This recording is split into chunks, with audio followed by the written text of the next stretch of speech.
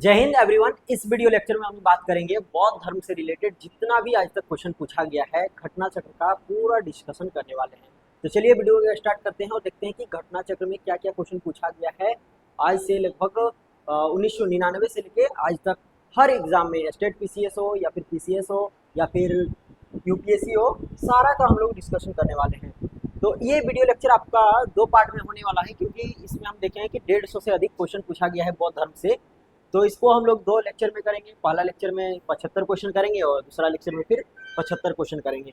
तो question number 1 आपका यहाँ पे लिखा हुआ है और बोल रहा है कि गौतम बुद्ध का जन्म कब हुआ था, यानी महात्मा बुद्ध का जन्म जो है कब हुआ है उसके बारे में पूछ रहा है। तो उनका जन्म जो हुआ था 563 ईसा पूर्व में हुआ था। कब हुआ था भाई? 563 ईसा पूर्व में हुआ था भाई। अब बोलेगा कि कहाँ हुआ था, तो उनका जो जन्म हुआ था वो कपिल वस्तु के निकट लुम्बिनी में हुआ था। कहाँ हुआ था? लुम्बिनी में हुआ था। कपिल वस्तु के निकट लुम्बिनी में हुआ था।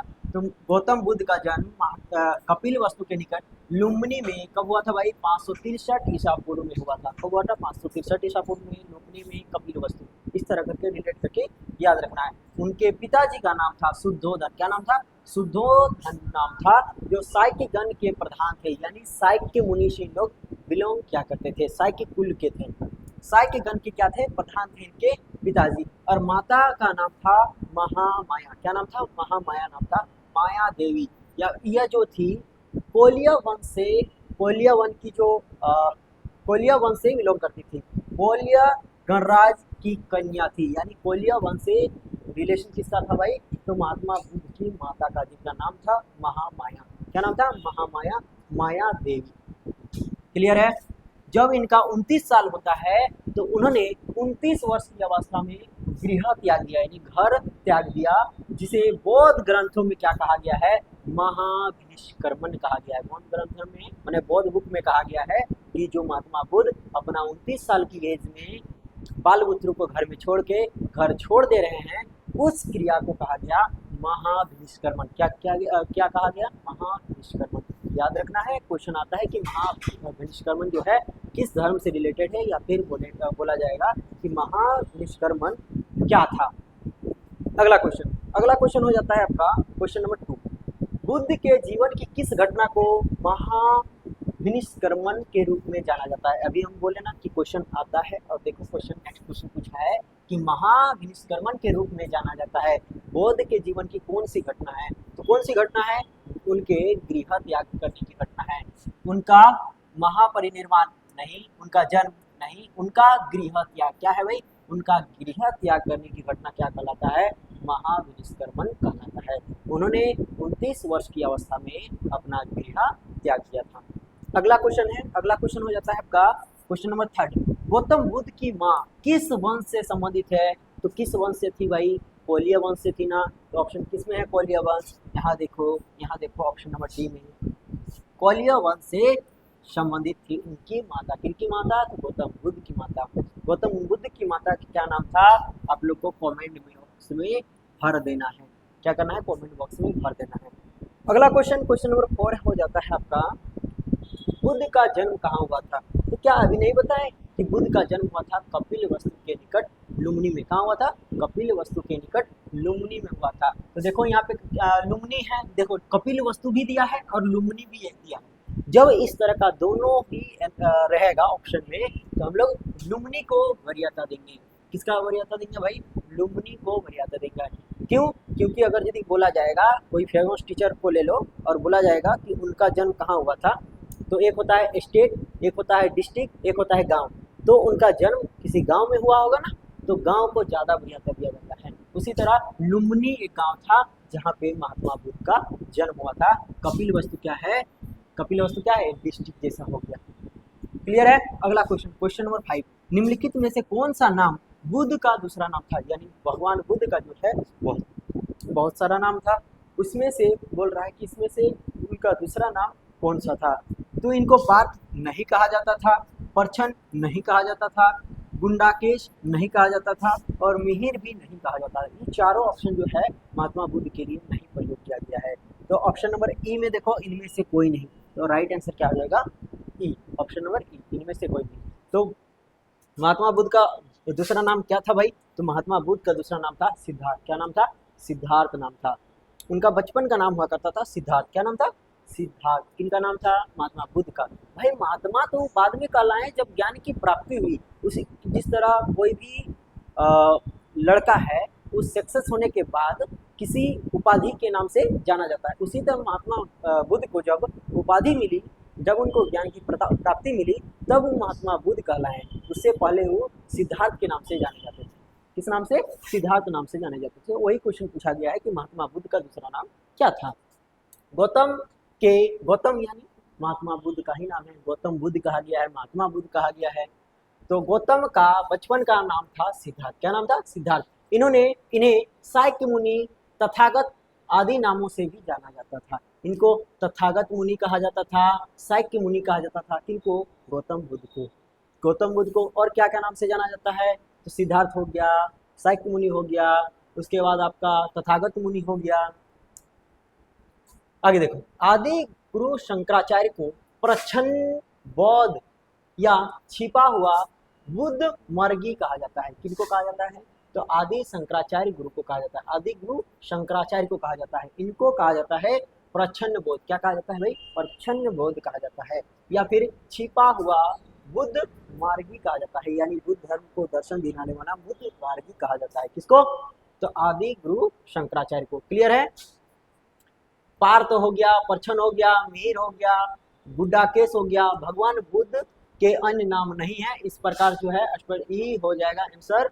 किंतु छत्तीसगढ़ लोक सेवा आयोग ने अपने प्रारंभिक दोनों ही उत्तर को, तो देखो छत्तीसगढ़ पीसीएस जो है ऑप्शन नंबर बी को माना है, लेकिन हम लोग अपने नॉलेज के हिसाब से जाएंगे और उस जो क्वेश्चन था उसका आंसर जो है ई में लगाएंगे, क्योंकि हम लोग जो पढ़े कि महात्मा बुद्ध का जो है यही सब नाम है, बस सिद्धार्थ, साक्य मुनि, तथागत मुनि ये सब नाम नहीं है। पार्थ, परछन, मिहिर, बुड्ढाकेश ये सब कहीं हम लोग नहीं देखे हैं। क्लियर है? आगे बढ़ते हैं। क्वेश्चन नंबर देखो 6। क्वेश्चन नंबर 6 क्या बोल रहा है भाई? क्वेश्चन नंबर 6 बोल रहा है कि निम्नलिखित में से किस राजवंश के अभिलेख से, मतलब कुछ बोल रहा है क्वेश्चन कि कौन सा राजवंश था और कौन सा उसका अभिलेख था से इस परंपरा का समर्थन होता है कि लुम्बिनी साक्य मुनि बुद्ध का जन्म स्थल था। मतलब किस अभिलेख से हम लोग को पता चलता है कि लुम्बिनी में ही भगवान बुद्ध का जन्म हुआ था? किस अभिलेख से पता चलता है? तो किस अभिलेख से भाई? तो मौर्य वंश का एक अभिलेख है जिसका नाम है रुमनदेही अभिलेख। क्या नाम है? रुमनदेही अभिलेख। तो ऑप्शन क्या हो जाएगा? वही राजवंश पूछ रहा है ना, किस राजवंश के अभिलेख से? तो मौर्य राजवंश के अभिलेख रुमनदेही अभिलेख से हम लोग को सूचना मिलती है कि साक्य मुनि जो है बुद्ध का जन्म लुम्बिनी में हुआ था। कहाँ हुआ था? लुम्बिनी में हुआ था। इस अभिलेख के अनुसार जो है अशोक राज्याभिषेक के 20वें वर्ष बाद, जब अशोक का जब राज्याभिषेक होता है उसके 20 साल बाद क्या करता है? अशोक जाता है लुम्बिनी और उसने उस स्थान की पूजा की जहाँ साक्य मुनि बुद्ध का जन्म हुआ था। उस स्थान का पूजा किया था, यानी लुम्बिनी में जहाँ महात्मा बुद्ध का जन्म हुआ था वहाँ पे उस जगह पे जाके अशोक क्या करता है? पूजा करता है और बोलता है कि यहाँ पे भगवान बुद्ध का जन्म हुआ था। साथ ही इस अभिलेख में लुम्बिनी के बुद्ध का जन्म स्थल होने के कारण इसे बलि कर से मुक्त कर दिया। अशोक बोलता है कि यहाँ पे महात्मा बुद्ध का जन्म हुआ है, जिसके कारण यहाँ के लोग को बलि नामक टैक्स नहीं देना होगा। तो क्वेश्चन आएगा कि बलि नामक कर को लुम्बिनी जाकर किसने बंद करवाया था? तो अशोका था। कौन था? अशोक था। उसके बाद भू राजस्व कर को भी उन्होंने माफ करवाया था। भू राजस्व कर केवल उपज का 1/8 भाग लेने की घोषणा की थी। बोला था कि अगर यदि भूमि कर लिया जाता है, यहाँ पर क्या कर लिया जाता है? भू राजस्व कर लिया जाता है तो क्या करना है? 1/8 ही लेना है। यानी 8 खेत में अगर यदि फसल हो रहा है तो उसमें 1 खेत से ही क्या लेना है? राजस्व कर लेना है, बाकी 7 खेत को छोड़ देना है। तो इस अभिलेख से हम लोग को, यानी रुमनदेही अभिलेख से हम लोग को पता चलता है कि भगवान बुद्ध का जन्म जो है लुम्बिनी में हुआ था। क्लियर है? अगला देखो, अगला क्वेश्चन है क्वेश्चन नंबर 7।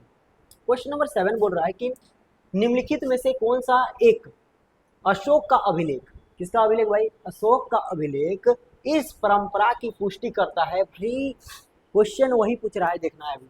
गौतम बुद्ध का जन्म लुम्बिनी में हुआ था, वही क्वेश्चन है ना। किस अभिलेख से, वही चीज तो है, निम्नलिखित में से कौन सा एक अशोक का अभिलेख, यहाँ बता दिया है कि जो रुमनदई अभिलेख है वो अशोक का है, उससे हम लोग को मतलब पुष्टि करता है कि गौतम बुद्ध का जन्म जो है लुम्बिनी में हुआ था। उल्टा के क्वेश्चन को पूछा है, क्वेश्चन वही है। तो किस यहाँ पे क्या पूछ रहा है कि निम्नलिखित में से कौन सा एक अशोक का अभिलेख, अच्छा अशोक का अभिलेख का बात कर रहा है, कौन सा अभिलेख था जिससे हम लोग को पता चलता है कि गौतम बुद्ध का जन्म जो है लुम्बिनी में हुआ था। तो अभी हम लोग देखें ना, रुमनदई स्तंभ अभिलेख से हम लोग को पता चलता है कि महात्मा बुद्ध का जन्म जो है लुम्बिनी में हुआ था। क्लियर है? आगे देखते हैं। आगे क्वेश्चन है क्वेश्चन नंबर 8, निम्नलिखित में से किस राजा के एक, भाई वही क्वेश्चन पूछ रहा है, देखो यहाँ से ध्यान से देखो ना, निम्नलिखित में से किस राजा के एक अभिलेख से सूचना मिलती है कि शाक्य मुनि, यहाँ पे देखो भगवान बुद्ध का नाम अलग नाम से पुकारा है शाक्य मुनि। शाक्य मुनि हमें बताया ना कि भगवान बुद्ध के लिए प्रयोग किया गया है। तो शाक्य मुनि बुद्ध का जन्म लुम्बिनी में हुआ है। तो यहाँ पे राजा का नाम पूछ रहा है, किस राजा के एक अभिलेख से, यहाँ अभिलेख का नाम नहीं पूछ रहा है, यहाँ राजा का पूछ रहा है। तो किस राजा के अभिलेख से भाई, तो अशोक था ना, अशोक का ही था ना रुमनदई अभिलेख। तो अशोक के रुमनदई अभिलेख से हम लोग को पता चलता है कि भगवान बुद्ध का जन्म जो है लुम्बिनी में हुआ था। अगला question, question number 9, question number 9 है, महात्मा बुद्ध का महापरिनिर्वाण कहाँ हुआ था। महापरिनिर्वाण कहाँ हुआ था इसको बताना है हमको। महापरिनिर्वाण जो है कहाँ हुआ था भाई, तो महापरिनिर्वाण हुआ था इनका कुशीनगर में। महापरिनिर्वाण क्या होता है भाई, जब भगवान बुद्ध की मृत्यु हो जाती है तो उनके लिए कहा गया है महापरिनिर्वाण। क्या कहा गया है, महापरिनिर्वाण कहा गया है। तो भगवान बुद्ध की मृत्यु जो हुई थी, अरे कुशीनगर नहीं, महापरिनिर्वाण होता है कि वो पहला उपदेश कहाँ पे दिए थे, तो कुशीनगर में दिए थे। कहाँ पे दिए थे, कुशीनगर में दिए थे। बौद्ध धर्म का प्रचार करते हुए महात्मा बुद्ध मल्लों की राजधानी पावा पहुंचे। कहाँ पहुंचे भाई, मल्ल की राजधानी हुआ करती थी पावा, वहां पे पहुंचते हैं महात्मा बुद्ध, जहां वे चंदू नामक लोहार की अम्र वाटिका में ठहरे थे। एक चंदू नाम का स्टूडेंट था, वहां के अम्र वाटिका में वो पहुंचे थे। उसने बुद्ध को शुकर माव खाने को दिया, उससे जो है रक्तसार हो गया, भयानक पीड़ा उत्पन्न होती है महात्मा बुद्ध को। इसके वेदना के बाद कुशीनगर यानी मल्ल की राजधानी हुआ करती थी कुशीनगर, और वहां पे पहुंचते हैं और उनको जो है 483 ईसा पूर्व में 80 साल की अवस्था में अपना शरीर त्याग देते हैं। महात्मा बुद्ध की मृत्यु हो जाती है और बौद्ध ग्रंथों में जो है इसको क्या कहा गया भाई, महापरिनिर्वाण कहा गया है। अभी बताया ना कि महापरिनिर्वाण क्या होता है, तो महापरिनिर्वाण होता है कि अगर भगवान बुद्ध की जब मृत्यु हुई थी ना, तो इसको बुद्ध ग्रंथों में लिखा गया कि चूंकि बहुत ही महान व्यक्ति थे इसीलिए कहा गया महापरिनिर्वाण, और उसी को कहीं कहीं कहा जाता है महापरिनिब्बान। क्या कहा जाता है, महापरिनिब्बान। क्लियर है? तो देखो महात्मा बुद्ध क्या करते हैं, तो बौद्ध धर्म का प्रचार करते हुए एक स्टूडेंट के पास पहुंचते हैं। स्टूडेंट रहता है उसका मल्ल की राजधानी पावा में। कहाँ रहता है, मल्ल की राजधानी पावा में रहता है, और वहाँ पे एक स्टूडेंट का नाम रहता है चंदू। उसके पास पहुंचता है जब, तो चंदू बोलता है कि महाराज आए हैं तो खाना पीना का व्यवस्था किया जाए। खाना पीना खिलवाते हैं, तो खाना पीना में जो है शुकर मांस दे देते हैं, शायद मशरूम था, मशरूम दे दिया था चंदू। तो महात्मा बुद्ध को मशरूम जो है हजम नहीं हुआ, जिसके कारण उनको भयानक असहज पीड़ा उत्पन्न हुई, बाद में उनकी मृत्यु हो गई। अब उनकी जब मृत्यु हो गई तो उनको लाया गया कहाँ पे भाई, तो मल्ल की कुशीनगर लाया गया, जो मल्ल की राजधानी हुआ करती थी।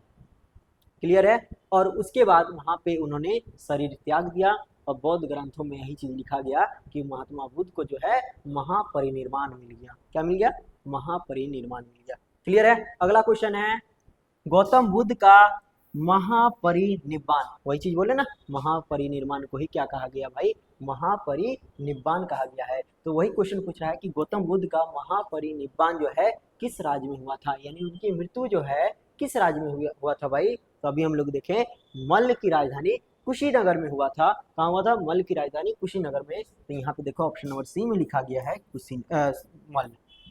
क्लियर है? अगला देखते हैं। अगला है क्वेश्चन नंबर 11। क्वेश्चन नंबर 11 क्या बोल रहा है भाई, महात्मा बुद्ध का महापरिनिर्वाण किसके गणतंत्र में हुआ था। महात्मा बुद्ध का जो परिनिर्वाण यानी मृत्यु हुआ था किनके गणतंत्र में हुआ था, यानी किनके साम्राज्य में हुआ था? तो मल्लों के साम्राज्य में हुआ था ना, मल्लों के साम्राज्य। ऑप्शन नंबर ए हो जाएगा। अगला क्वेश्चन देखते हैं। अगला क्वेश्चन क्या बोल रहा है भाई? अगला क्वेश्चन बोल रहा है 12 नंबर का क्वेश्चन कि गौतम बुद्ध ने किस स्थान पर निर्माण प्राप्त किया था? किस स्थान पर निर्माण प्राप्त किया था, यानी इनको ज्ञान की प्राप्ति जो है किस स्थान पर मिला था? तो इनको मिला था कुशीनारा में। कहाँ मिला था? कुशीनारा में मिला था। निर्माण प्राप्त किस स्थान पर हुआ था? तो कुशीनगर पे हुआ था। बौद्ध धर्म में सांसारिक दुखों से मुक्त या फिर दुख का निरोध क्या कहलाता है? निर्माण कहलाता है। यानी बौद्ध धर्म में बता दिया है कि जो हम लोग का सांसारिक दुख है उससे हम लोग अगर यदि छुटकारा पा जाते हैं तो हम लोग क्या पा गए? निर्माण पा गए। बौद्ध धर्म में कहा गया है। बुद्ध को सांसारिक दुखों से मुक्ति यानी निर्माण ज्ञान प्राप्त के समय प्राप्त हुआ था, जबकि बोध गया में प्राप्त हुआ था। निर्माण ज्ञान प्राप्ति के समय प्राप्त हुआ था, जो कि बोध गया में प्राप्त हुआ था, जबकि मल्लों की राजधानी कुशीनारा में महात्मा बुद्ध ने अपना शरीर त्याग दिया था। इसे बौद्ध ग्रंथ में महापरिनिर्वाण कहा गया है। इसको क्या कहा गया भाई? महापरिनिर्वाण कहा गया है। क्लियर है? तो कुशीनारा हो जाएगा। आगे देखते हैं। आगे क्वेश्चन नंबर क्या है भाई? क्वेश्चन नंबर 13 है महापरिनिर्वाण मंदिर कहाँ पर है? बताना है कि महापरिनिर्वाण मंदिर है कहाँ पे? तो महापरिनिर्वाण मंदिर है आपका कुशीनारा में ही। इस कहाँ है? कुशीनगर में ही है। कुशीनगर में ही है महापरिनिर्वाण की मंदिर। देखो, परिनिर्वाण स्तूप या फिर महापरिनिर्वाण मंदिर उत्तर प्रदेश के कहाँ पे है? कुशीनगर जिला में है। कहाँ पे भाई? उत्तर प्रदेश में है। और उत्तर प्रदेश का जाना है कहाँ पे? कुशीनगर जिला में जाना है। तो वहां पे हम लोग को क्या मिलेगा? परिनिर्वाण स्तूप मिलेगा और महापरिनिर्वाण मंदिर मिलेगा। मंदिर में स्थापत्य भगवान बुद्ध की मूर्ति 1876-77 में उत्खनन के द्वारा प्राप्त की गई है। महापरिनिर्वाण मूर्ति जो है विश्व में बौद्ध धर्म के सबसे पवित्र मंदिरों में से एक माना जाता है। जब 1876 और 77 में उत्खनन किया गया तो वहां से क्या मिला था? वहां से मिला था मंदिर में स्थापित भगवान बुद्ध की मूर्ति। भगवान बुद्ध की मूर्ति मिली थी कहाँ से भाई?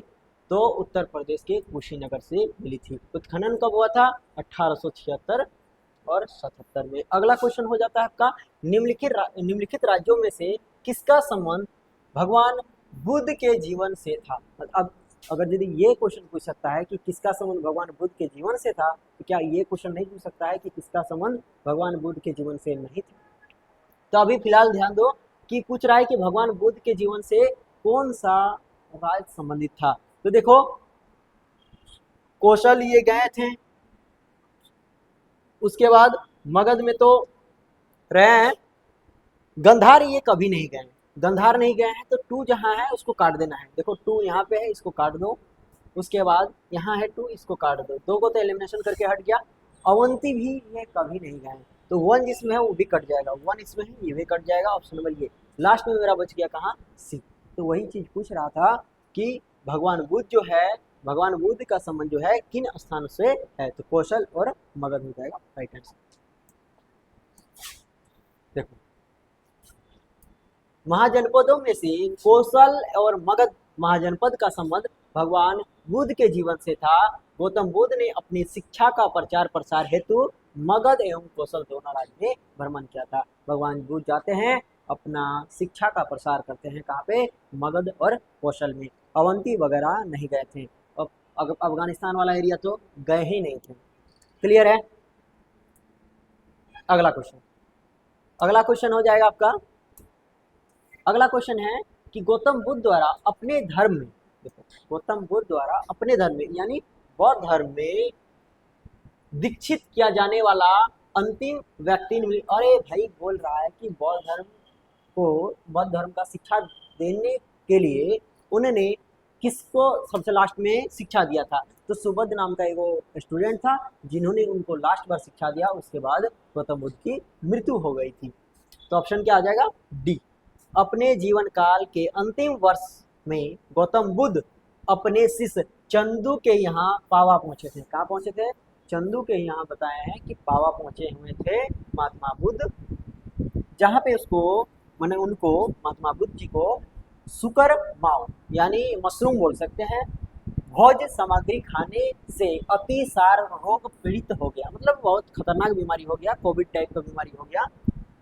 फिर वे पावा के कुशीनगर चल जाते हैं, जहां पर उनको सुबोध मिलता है। कौन मिलता है भाई? सुबोध, शुभम नहीं, सुबोध मिलता है। सुबोध को लास्ट उपदेश देते देते भगवान बुद्ध की मृत्यु हो जाती है। सुबोध को उन्होंने अपना अंतिम उपदेश दिया था। क्लियर है? उसके बाद वहीं पे कुशीनगर में ही भगवान बुद्ध की मृत्यु हो जाती है।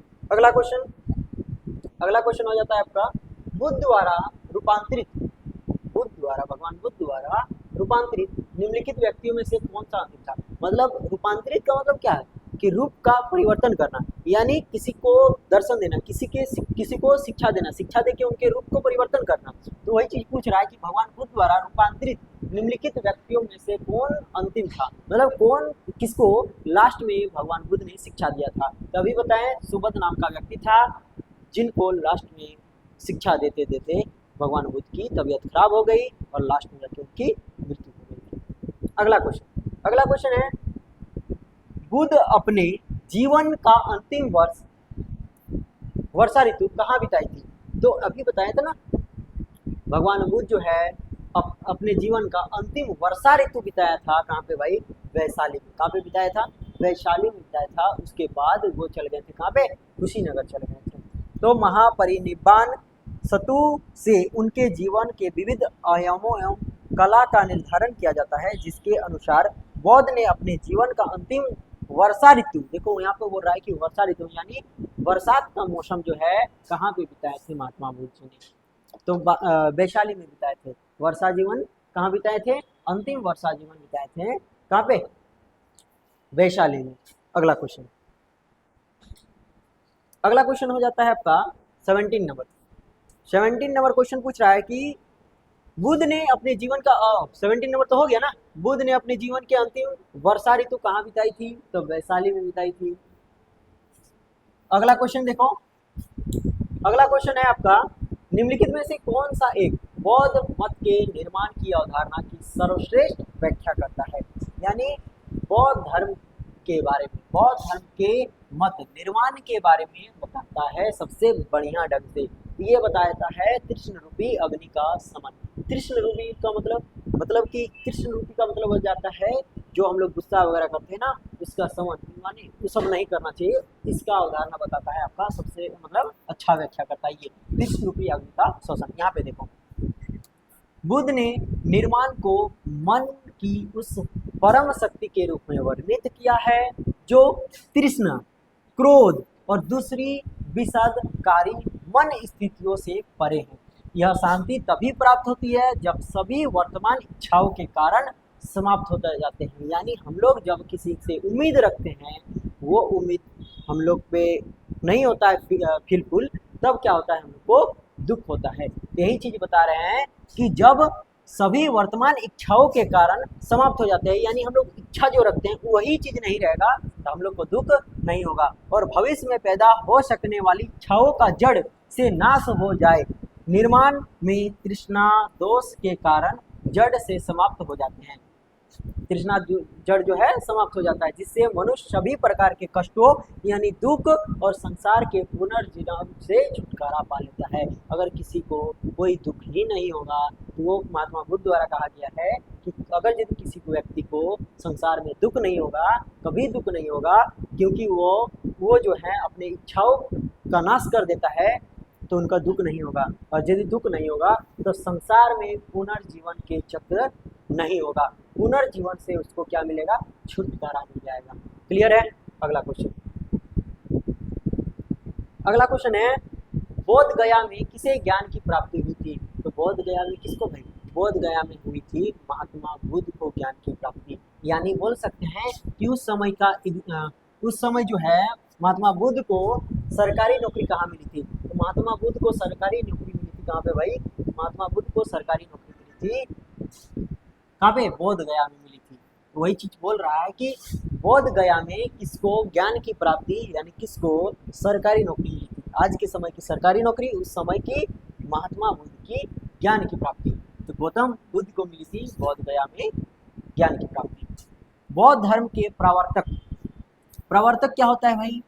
प्रवर्तक क्या होता है? प्रवर्तक होता है कि जीवन रूपी कष्ट से उभार लाने वाला व्यक्ति, यानी बोल सकते हैं टीचर या फिर शिक्षक, वो क्या होता है?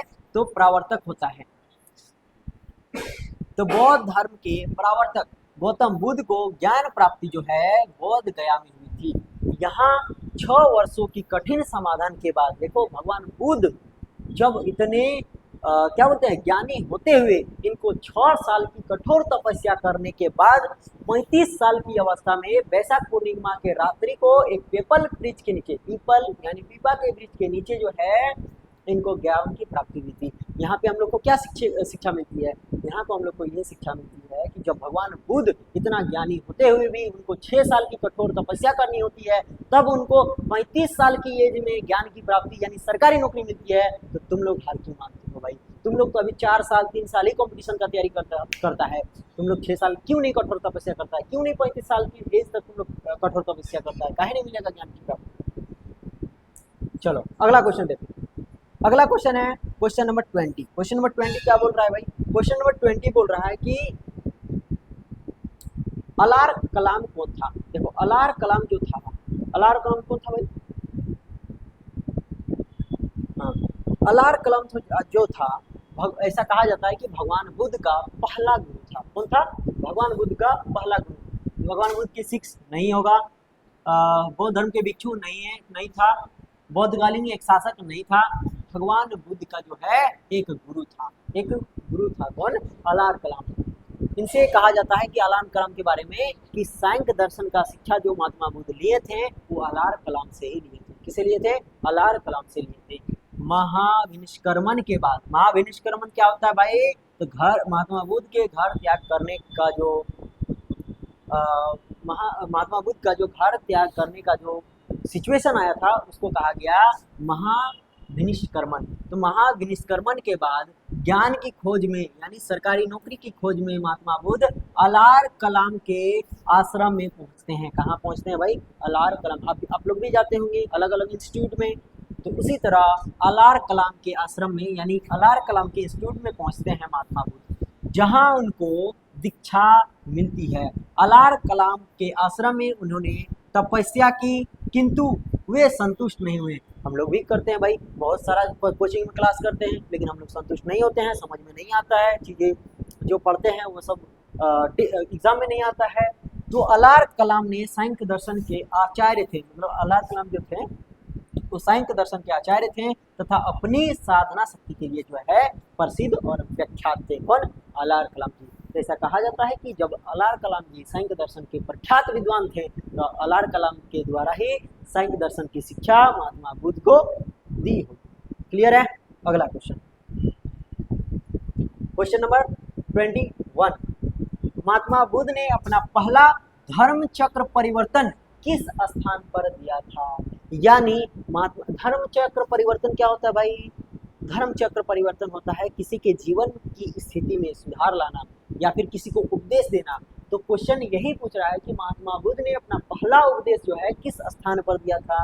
तो पहला उपदेश जो दिया था महात्मा बुद्ध ने सारनाथ में दिया था, क्योंकि सारनाथ में ही इनके और भी फ्रेंड्स सब क्या कर रहे थे? तपस्या कर रहे थे।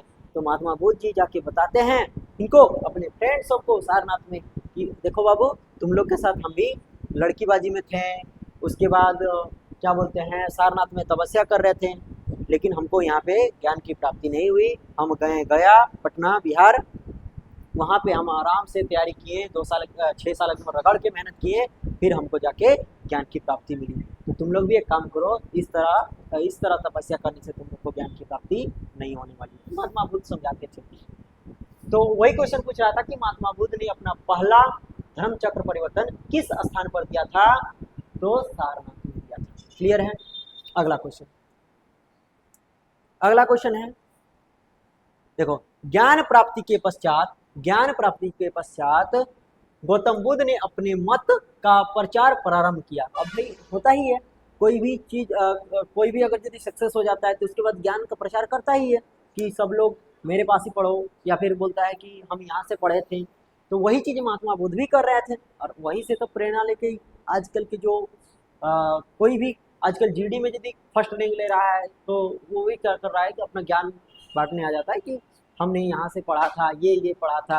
उसके बाद एक कहावत भी होता है कि कुछ कल माठ मोटा हो गई, मतलब कि अगर यदि कोई किसी एग्ज़ाम में पास हो गया है तो उसके बाद जो भी बोला जाता है उसके द्वारा माना जाता है कि वो सही बोल रहा होगा। तो महात्मा बुद्ध ने जो है ज्ञान प्राप्ति के पश्चात गौतम बुद्ध अपने मत का प्रचार प्रारंभ किया। उरुवेला से वे सबसे पहले ऋषि पतन, वर्तमान में सारनाथ वाराणसी के निकट आए। यहाँ उन्होंने 5 ब्राह्मण सन्यासी को पहला उपदेश दिया था, और इस प्रथम उपदेश को ही क्या कहा गया है, धर्म चक्र परिवर्तन कहा गया है। क्लियर है? आगे देखो क्वेश्चन नंबर 22। बुद्ध ने अपना पहला उपदेश कहाँ दिया था भाई? तो पहला उपदेश दिया था सारनाथ में। पहला उपदेश कहाँ दिया था भाई? सारनाथ में। अच्छा, क्वेश्चन आएगा कि जब पहला उपदेश पूछ रहा है तो अंतिम उपदेश किसको दिया था ये तो देख लिए, लेकिन पूछेगा कि अब अंतिम उपदेश जो है कहाँ पे दिए थे, तो उसको अपने को कमेंट में फेंक के मानना। क्लियर है? आगे देखो, आगे क्वेश्चन है क्वेश्चन नंबर 23।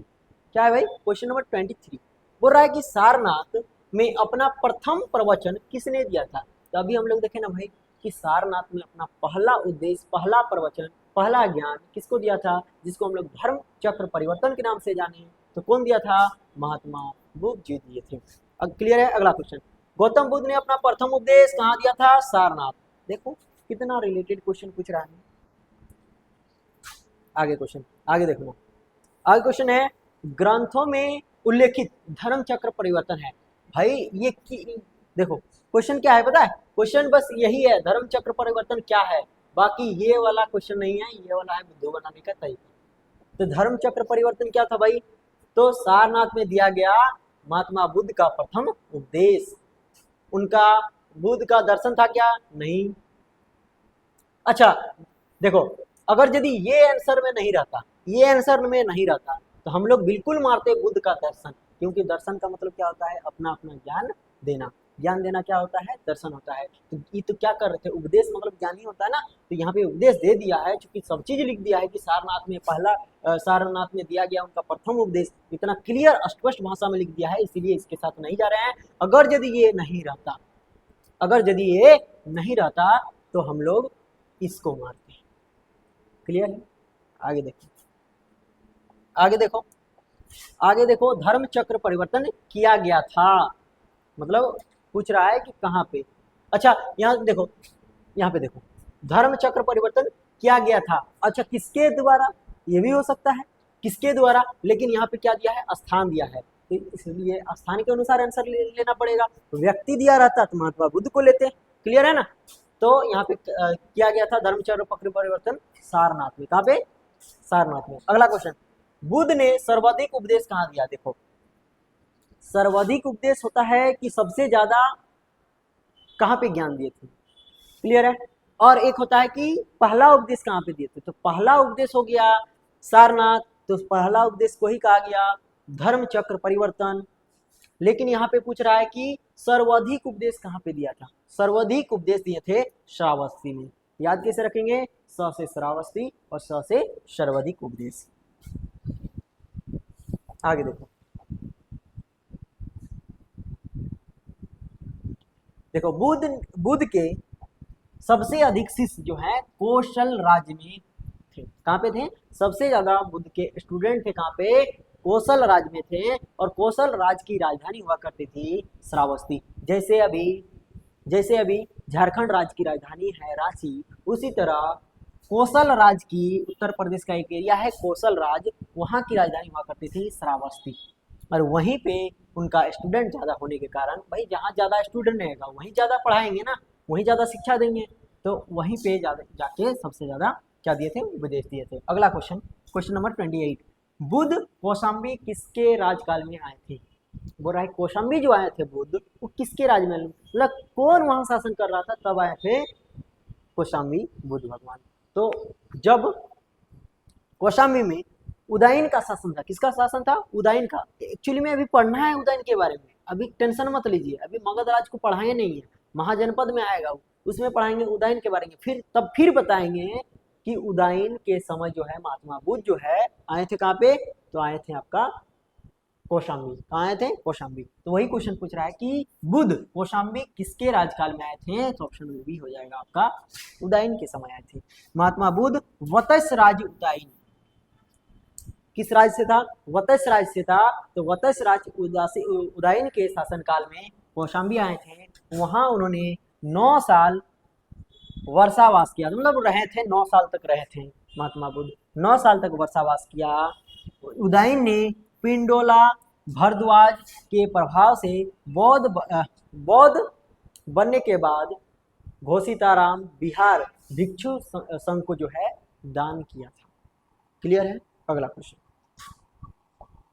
अगला क्वेश्चन है, बुद्ध की मृत्यु के पश्चात, जब भगवान बुद्ध की मृत्यु हो जाती है उसके बाद प्रथम बौद्ध संगीति की अध्यक्षता की थी। प्रथम बौद्ध संगीति की अध्यक्षता की गई थी किसके द्वारा भाई? तो महाकश्यप के द्वारा। देखो बौद्ध धर्म का प्रवर्तक जो था महात्मा बुद्ध, उनकी जब मृत्यु हो जाती है तो भाई किसी भी धर्म को चलाने के लिए संगति जरूरी होती है। संगति क्या होती है? जरूरी होती है। जैसे सरस्वती पूजा हम लोग करते हैं ना, उस तरह करके बौद्ध धर्म का प्रचार प्रसार करने के लिए मेला लगा करता था, तो उसी को कहा गया बौद्ध संगीति। क्या कहा गया भाई? बौद्ध संगीति। तो बोल रहा है कि प्रथम बौद्ध संगीति जब हो रही थी तो उसकी अध्यक्षता किसके द्वारा की गई थी? तो देखो पहली बार यदि कोई काम होगा तो महान आदमी ही करेगा ना भाई, तो उसकी अध्यक्षता जो किए थे महाकश्यप जी द्वारा किए थे। महाकश्यप किए थे। कौन किए थे? महाकश्यप। ऑप्शन नंबर ए।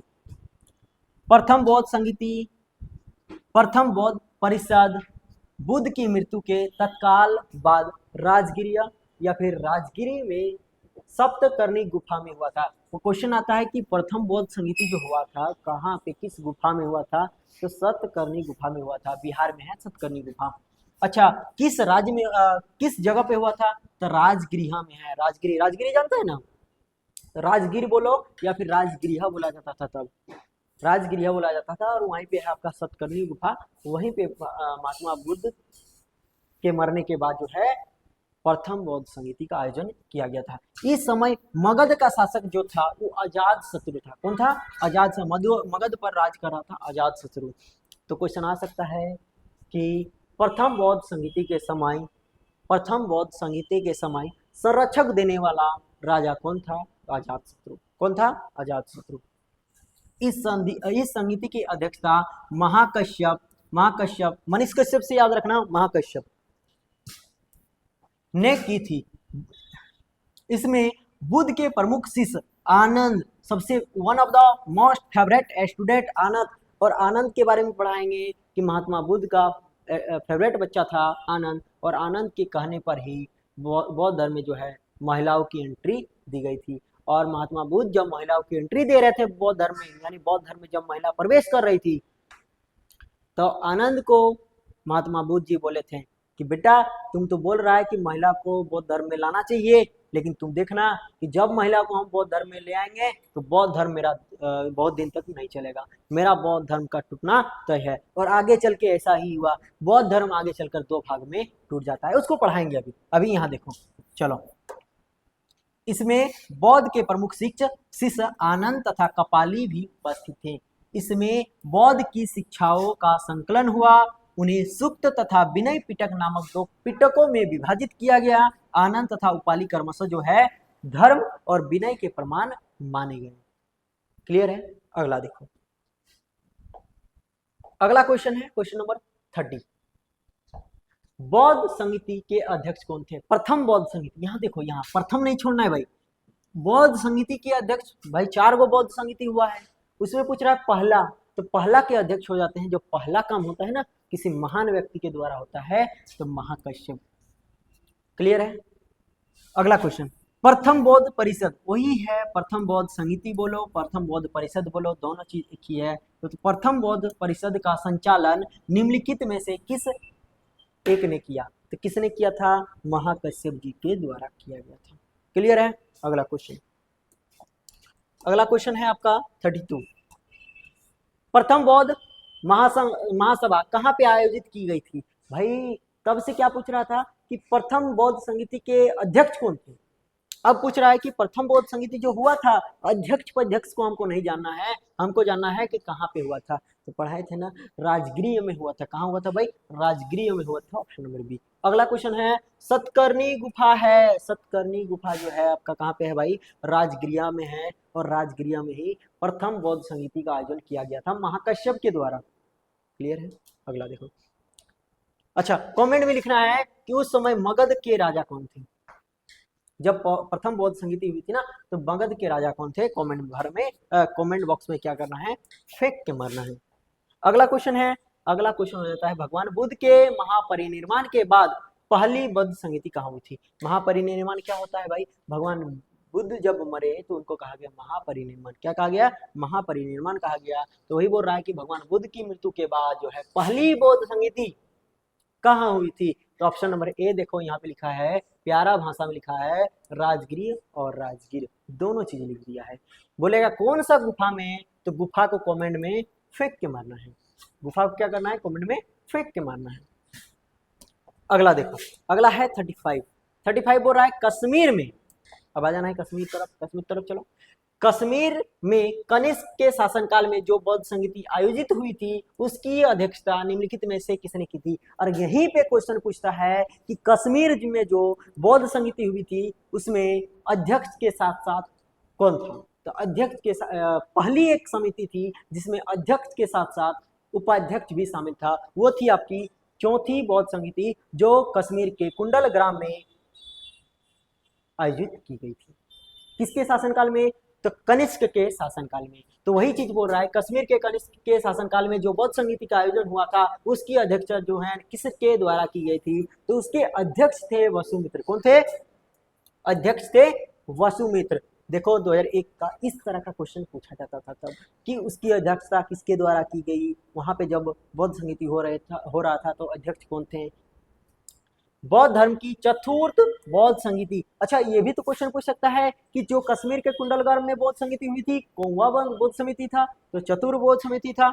चतुर्थ माने चरवा, चारवा नंबर 4 नंबर वाला बौद्ध समिति था, और लास्ट भी था, मतलब चारे को बौद्ध संगीति हुआ है।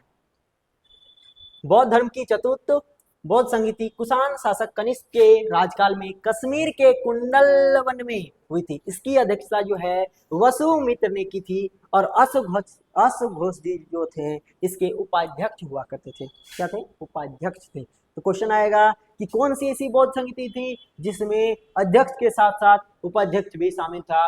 तो क्या हो जाएगा? कश्मीर के कुंडल ग्राम में आयोजित फोर्थ बौद्ध समिति, जो कनिष्क के शासनकाल में आयोजित की गई थी। इस सभा में सर्वताविद का वर्चस्व था। यहाँ बौद्ध ग्रंथों के कठिन अंशों का समय के विचार किया गया था, तथा प्रत्येक पिटक पर जो है भाय से लिखकर उसको विभाषा सत्र नामक टीकाओं में संकलित कर दिया गया था। इसी बौद्ध धर्म में हीनयान और महायान नामक दो अस्पष्ट संप्रदायों में क्या हुआ था? विभक्त हो गया था, यानी बांट गया था। जब लास्ट बौद्ध समिति हुई भगवान बुद्ध की मृत्यु के बाद, भगवान बुद्ध की मृत्यु के बाद जब फोर्थ बौद्ध समिति होती है, तो उसके बाद जस्ट बाद जो है बौद्ध धर्म दो भाग में टूट जाता है। कौन कौन सा भाग? हीनयान और महायान में टूट जाता है। जबकि इसका प्रिडिक्शन महात्मा बुद्ध जब महिलाओं को बौद्ध धर्म में शामिल कर रहे थे, तभी अपने मित्र बोल रहे हैं, उसके जो स्टूडेंट थे, जो प्रिय स्टूडेंट थे आनंद, उसको बता चुके थे कि तुम्हारे कहने पे हम बौद्ध धर्म में महिलाओं को एंट्री दे रहे हैं, लेकिन तुम देखना आगे जाके मेरा बौद्ध धर्म दो भाग में नहीं टूटा तो मेरा नाम भी गौतम बुद्ध नहीं। अगला क्वेश्चन,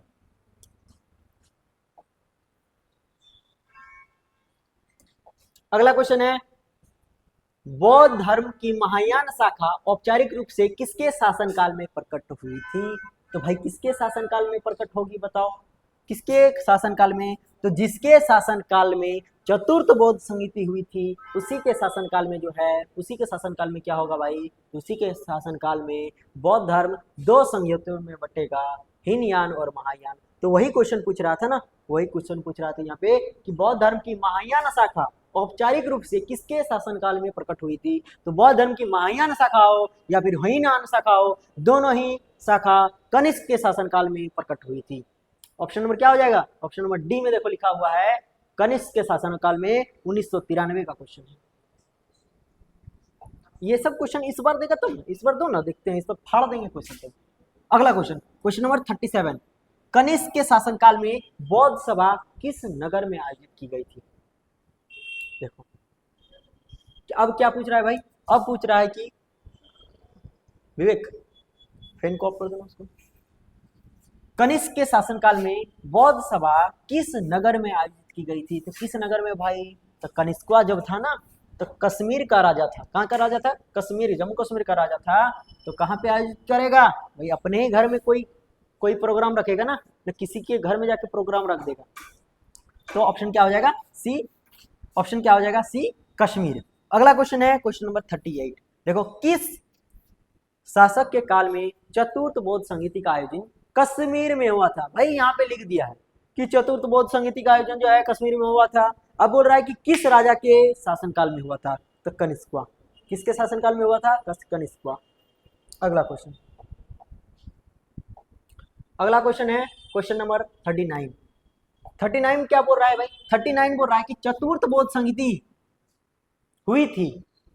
यहाँ पे दो क्वेश्चन पूछ सकता है, दो टाइप से ऑप्शन दे सकता है। एक यहाँ पे दिया हुआ है राजा का नाम, दूसरा दे सकता है क्षेत्र का नाम यानी जगह का नाम। तो यहाँ पे क्या हो जाएगा? कनिष्क के शासनकाल में।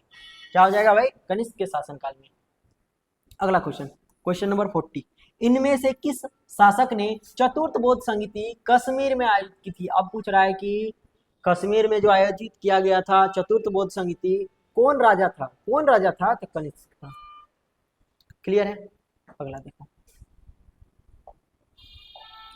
अगला क्वेश्चन है क्वेश्चन नंबर 41। ये देखो ये मस्त क्वेश्चन है भाई, ऐसा क्वेश्चन पूछना चाहिए। ये होता है लेवल वाला क्वेश्चन। निम्नलिखित पर विचार करना है। देखो तीन गो चीज दिया है, तीन गो क्या बोलते हैं, ऑप्शन दिया है। तीन गो ऑप्शन नहीं बोल सकते हैं, इसको बोलते हैं क्या? सब ऑप्शन बोलेंगे क्या? हाँ। बुद्ध में देवता रोपण, बौद्धिज्म के पथ पर चलना, मूर्ति उपासना तथा अनुष्ठान, निम्नलिखित में से विशेषता महायान बौद्ध मत की है। मतलब बोल रहा है कि ये जो तीन को दिया है ना, इसमें से कौन सी विशेषता जो है बौद्ध धर्म के महायान शाखा की है? बौद्ध धर्म टूट चुका था ना दो भाग में, बौद्ध हीनयान और महायान। तो बोल रहा है कि कौन सी विशेषता जो है, कौन सी विशेषता जो है वो महायान शाखा की थी?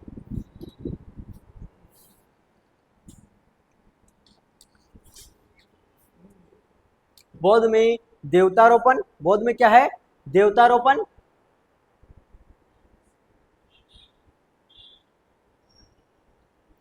बौद्धिस्ट के पथ में चलना। यानी देखो इस तरह का जब भी क्वेश्चन आएगा ना तो क्या करना है, जिसमें कंफर्म हो उसको एलिमिनेशन मेथड के तरह लेके चलना है।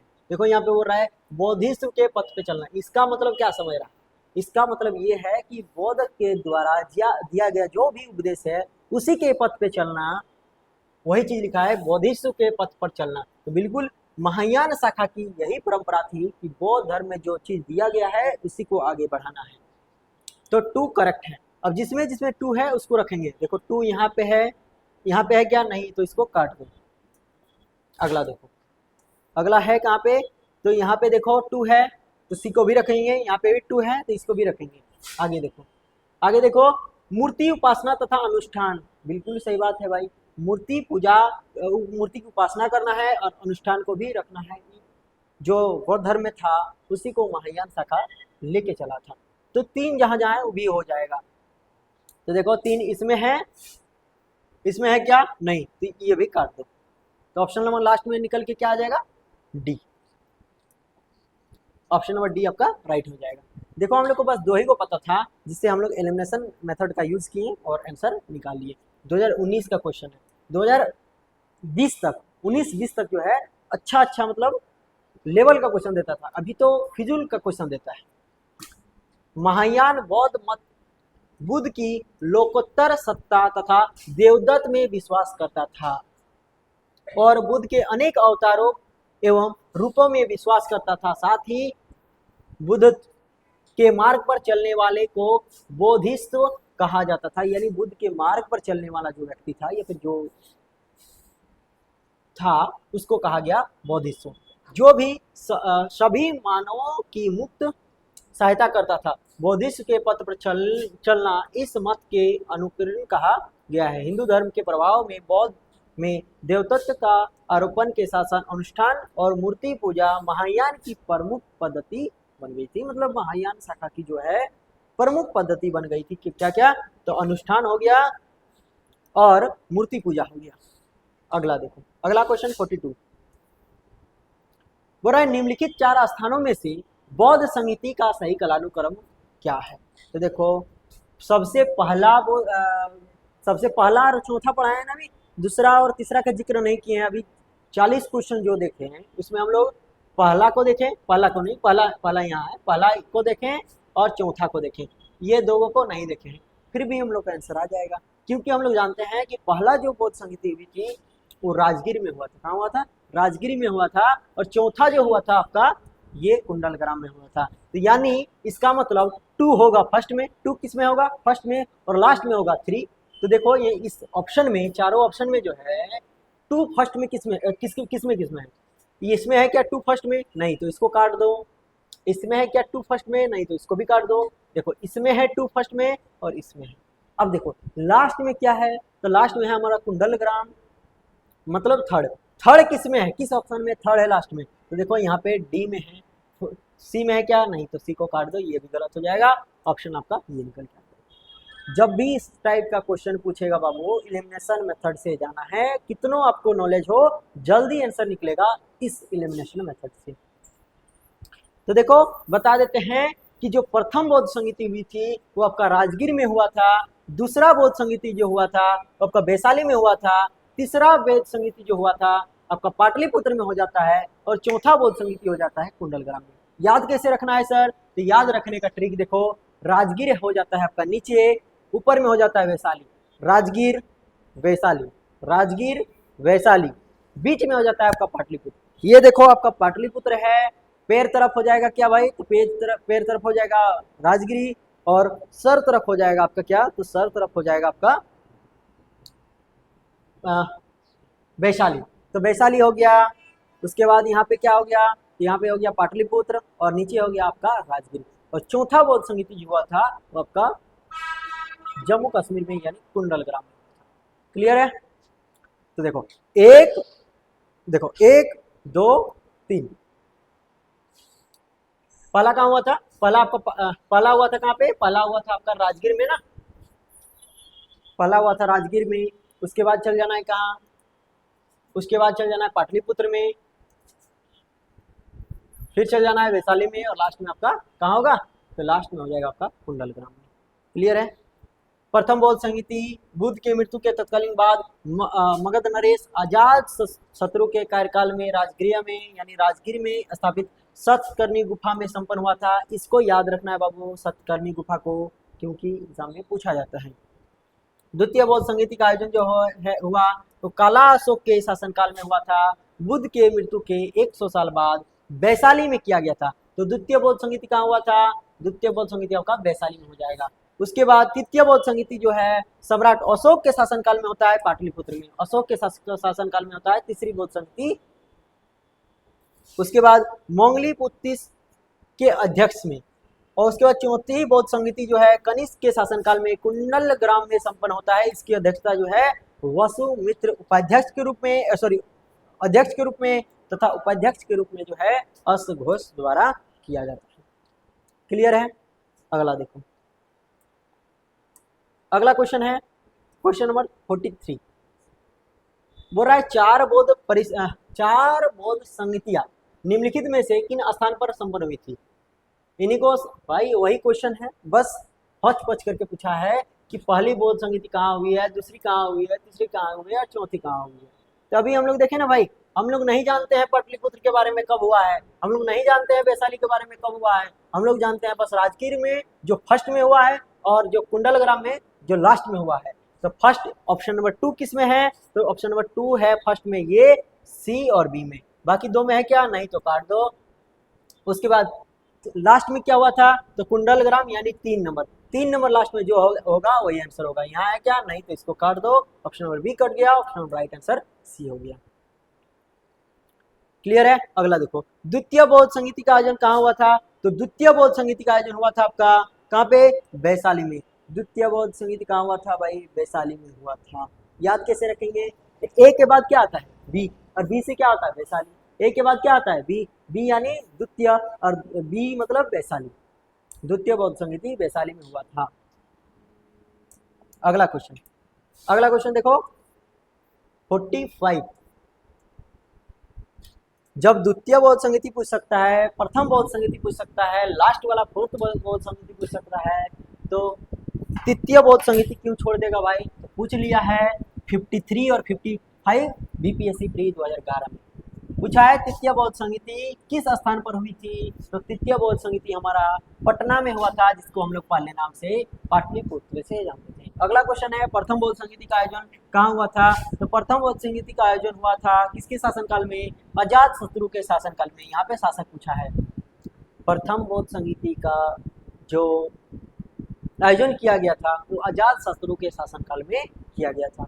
अगला क्वेश्चन है, निम्नलिखित में से किस नगर में प्रथम बौद्ध संगीति का आयोजन किया गया, नगर पूछेगा तो राजगिरी मारना है, शासक पूछेगा अजात शत्रु मारना है, अध्यक्ष पूछेगा तो मनीष कश्यप नहीं मारना है, मनीष कश्यप नहीं मारना है, महाकश्यप मारना है। अगला क्वेश्चन नंबर 48, निम्नलिखित में से किस शासक ने द्वितीय बौद्ध संगीति सभा का आयोजन किया था। अब पूछ रहा है कि जो दूसरा बौद्ध समिति हुआ था ना, उसका राजा कौन था, किसने करवाया था, तो काला अशोक। किसने कराया था भाई, काला अशोक। इसको टेंशन मत लो, हम एक शॉर्ट वीडियो बना देंगे आज, अभी तुरंत बनाएंगे शॉर्ट वीडियो, जिसमें आप लोग को बताएंगे कि प्रथम बौद्ध संगीति के अध्यक्ष किसके द्वारा किया गया था, प्रथम बौद्ध संगीति के जब हो रहा था तो उस समय राजा कौन था, सेकंड में कौन था, थर्ड में कौन था, फोर्थ में कौन था। क्लियर है। अगला देखो, कौन सी बौद्ध संगीति बिहार में आयोजित नहीं हुई है, तो बताओ भाई। तीन गो तो जो है बिहार में ही हुआ है, पाटलिपुत्र में, वैशाली में हो गया, उसके बाद कहाँ पे हुआ है, राजगिरी में। जो चौथी बौद्ध संगीति हुई थी वो आपका कश्मीर में हो जाता है, तो वही चीज पूछ रहा है कि बिहार में नहीं हुई थी, उसको बताना है। तो कौन सी नहीं हुई थी, चतुर्थ नहीं हुई थी।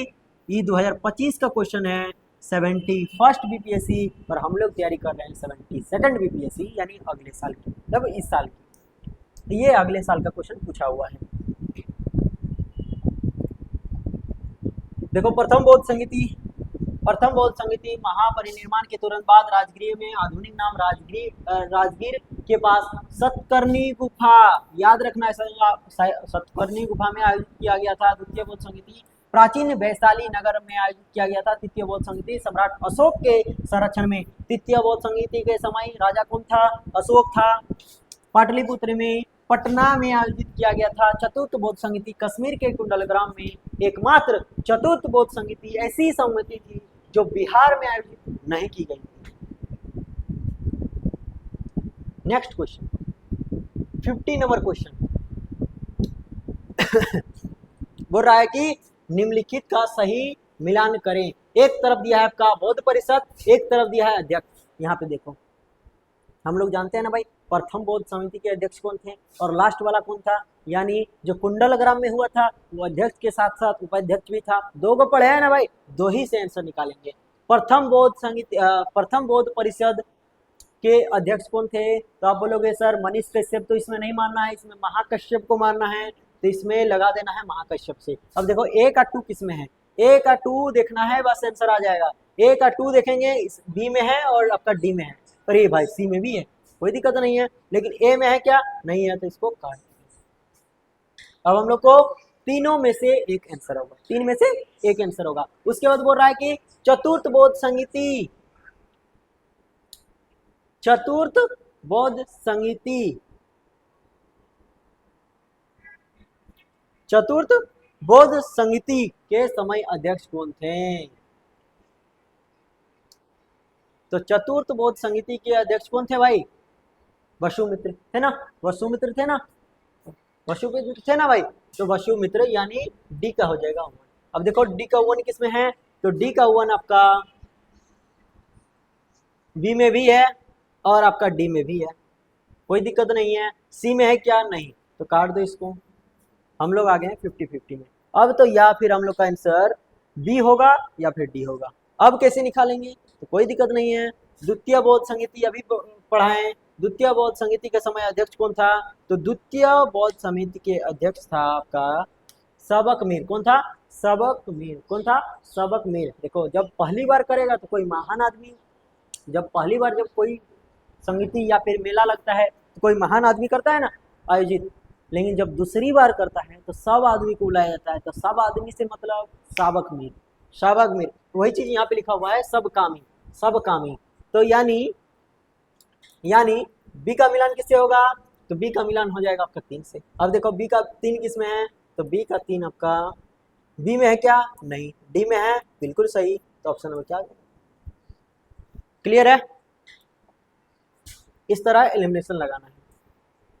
उसके बाद यहाँ देख लेना है प्रथम बौद्ध संगीति महाकश्यप, द्वितीय बौद्ध संगीति साबक मीर सुबुकामी और तृतीय बौद्ध समिति मोंगली पुत्तिस गोसाल। इसको कैसे याद रखना है कि तृतीय बौद्ध संगीति जो है मोंगली पुत्तिस गोसाल के द्वारा आयोजित की गई थी। तो इस तरह करके ये रखना है कि जब प्रथम बौद्ध संगीति जो है महान आदमी कर रहा है, दूसरा बौद्ध संगीति में जो सब आदमी आ रहा है, तो तृतीय बौद्ध संगीति में क्या करेंगे? मुंह से बोल देंगे मोंगली पुत्तिस गोसाल, मोंगली पुत्तिस गोसाल, यानी मुंह से बोल देंगे तो तृतीय बौद्ध संगीति का आयोजन हो जाएगा। तो मोंगली पुत्तिस गोसाल जी तृतीय बौद्ध संगीति का आयोजन किए थे, मतलब उसके अध्यक्ष थे।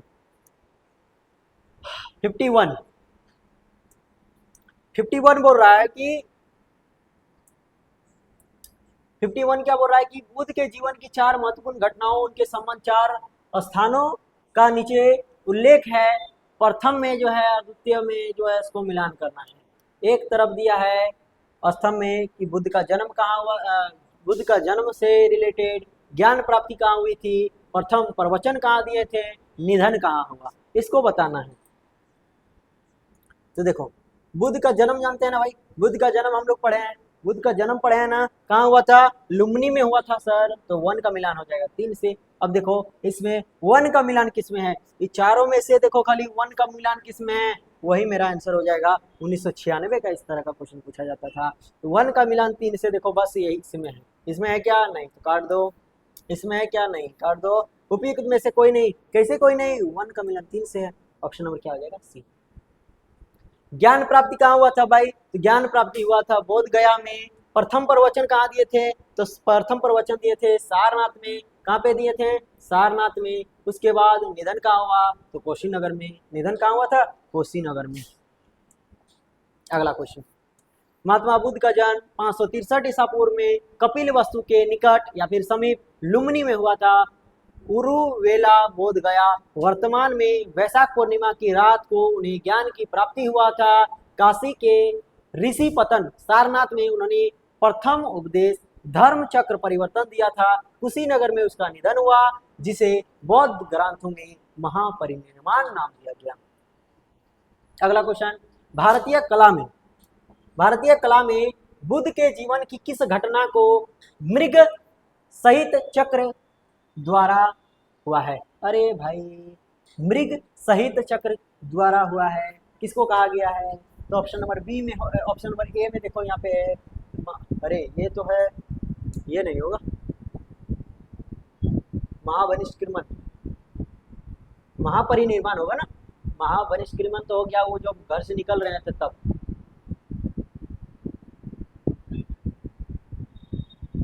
क्वेश्चन क्या था? भारतीय कला में बुद्ध के जीवन की किस घटना को चित्रण मृग सहित चक्र द्वारा कहा गया है? किसको? तो प्रथम उपदेश को, कला के बुद्ध के जीवन के प्रथम उपदेश को चित्रण मृग संहिता चक्र द्वारा हुआ है। बुद्ध ने अपना प्रथम उपदेश सारनाथ में मृगदा वन में दिया था, यानी हिरण्य वन में दिया था। अच्छा, क्वेश्चन ये भी तो आ सकता है कि महात्मा बुद्ध ने जो अपना प्रथम उपदेश दिया था किस वन में दिया था? तो वन का नाम था मृगदावन। क्या नाम था? मृगदावन।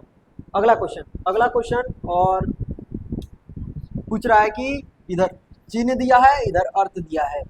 तो जन्म का चिन्ह क्या है, इन्होंने जब प्रथम प्रवचन दिया था उसका चिन्ह क्या है, बोधिस्तु क्या है, और त्याग जो किए थे उसके बारे में पूछ रहा है।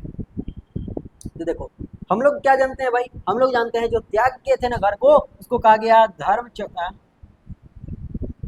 नहीं, यहाँ देखो, जो घर कोई त्यागेगा आदमी, किससे त्यागेगा, या तो पैदल जाएगा, या फिर घोड़ा से जाएगा, या फिर गाड़ी से जाएगा। तो उस समय गाड़ी था नहीं, महात्मा बुद्ध छोटे आदमी थे नहीं कि गाड़ी से जाएंगे, तो वो गए थे किसे, घोड़ा से। तो त्याग का क्या हो जाएगा, त्याग क्या हो जाएगा, घोड़ा। यानी डी का हो जाएगा 3। डी का 3 किस में है, डी का 3 बस इसमें है, option number D, option number D. उसके बाद जन्म, अब कोई अगर यदि जन्म ले रहा है भाई, कोई जन्म ले रहा है तो उस पर क्या करेगा, फूल छिड़केगा कि नहीं, तो फूल छिड़केगा। महात्मा बुद्ध का जन्म हो रहा है तो फूल छिड़केगा, कौन सा फूल, कमल फूल। ए का हो जाएगा 4, ए का 4, क्लियर है। उसके बाद प्रथम उपदेश देगा, तो प्रथम उपदेश देगा यानी किसी के जीवन में परिवर्तन लाएगा यानी धर्म चक्र परिवर्तन होगा, तो बी का 2, बी का 2। उसके बाद देखो भाई, कोई अगर यदि तपस्या कहीं करेगा तो क्या करेगा, रोद धूप में जाके थोड़ी करेगा, किसी पेड़ के छांव में आराम से बैठ के करेगा ना। तो महात्मा बुद्ध जी जो है महाबोधि वृक्ष यानी बोधि वृक्ष के नीचे जो है, यानी सी का 3, ऑप्शन नंबर डी, क्लियर है। आगे देखो, जन्म हो गया कमल, जन्म का चिन्ह क्या है, महात्मा बुद्ध का कमल है। प्रथम प्रवचन धर्म चक्र परिवर्तन कहलाया। महाबोधि वृक्ष, बोधि वृक्ष को कहा गया। गृह त्याग का चिन्ह क्या है, घोड़ा। अगला क्वेश्चन है, करमापा लामा तिब्बत के बुद्ध संप्रदाय के किस वर्ग का है, किस वर्ग का है भाई, तो कंगयुपा वर्ग का है। करमापा लामा तिब्बत के बौद्ध संप्रदाय के कंगयुपा वर्ग से संबंधित है, क्लियर है। अगला क्वेश्चन है, महात्मा बुद्ध के संबंध में निम्नलिखित कथनों में से कौन सा सही है, महात्मा बुद्ध के संबंध में निम्नलिखित कथनों में से कौन सा सही है। उनका जन्म जो है कपिल वस्तु में हुआ था, बिल्कुल कपिल वस्तु के निकट लुम्बिनी में हुआ था, बिल्कुल करेक्ट बात है। उन्होंने बोध गया में ज्ञान की प्राप्ति की, बिल्कुल ये भी बात सही है। अभी हम लोग देखें, उन्होंने वैदिक धर्म को अस्वीकार किया, इसके बारे में नहीं पता, कोई दिक्कत नहीं है। उन्होंने आर्य सत्य का प्रचार किया, हाँ ये भी बात बिल्कुल सही है। अब देखो इसको हम लोग किस तरह करके बनाएंगे, हम लोग इसको एलिमिनेशन से बनाएंगे, फिर से इसमें क्या लगेगा, एलिमिनेशन लगेगा। यानी हम लोग देखें 1 सही है, 2 सही है और 4 सही है। अब देखो 1 सही है, 4 सही है और 2 सही है ना। देखो 1 सही है, 2 सही है, 4 है या नहीं है, 4 भी सही है, तो जिसमें 4 होगा वही मेरा आंसर होगा। 4 किसमें है, यहाँ देखो ऑप्शन नंबर डी। तो क्या हो जाएगा right answer, option number D. अगला क्वेश्चन है, बोध गया में महाबोधि मंदिर बनाया गया, जहां पर भगवान बुद्ध को जो है ज्ञान की प्राप्ति हुआ था, वहीं पर महाबोधि मंदिर बनाया गया है।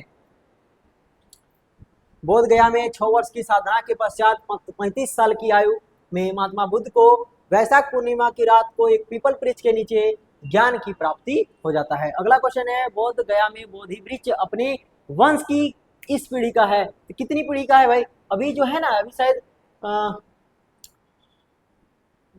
6ठा पीढ़ी वाला है, अभी 6ठा पीढ़ी वाला है। उसको हम नेट में देख के बता देंगे 6ठा पीढ़ी का है, हमको जहां तक लग रहा है ऑप्शन नंबर डी होना चाहिए।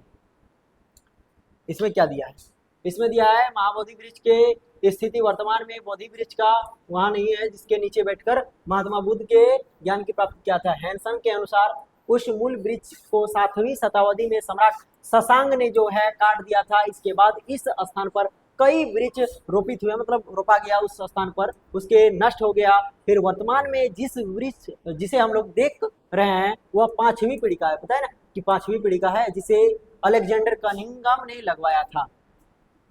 वह वृक्ष पूरी तरह से संरक्षित है और केवल इसे गिरी हुई पत्तियों से ही छूने उठाने का अधिकार है। एक अन्य तथ्य के अनुसार जो है यह वृक्ष क्रमशः 2 बार सम्राट अशोक, 1 बार पुष्यमित्र शुंग और 1 बार जो है पूर्व वर्मा, अंत में कनिंघम द्वारा लगाया गया था। छठी पीढ़ी का वृक्ष है, छठी पीढ़ी का वृक्ष है। ऑप्शन नंबर क्या हो जाएगा? डी हो जाएगा।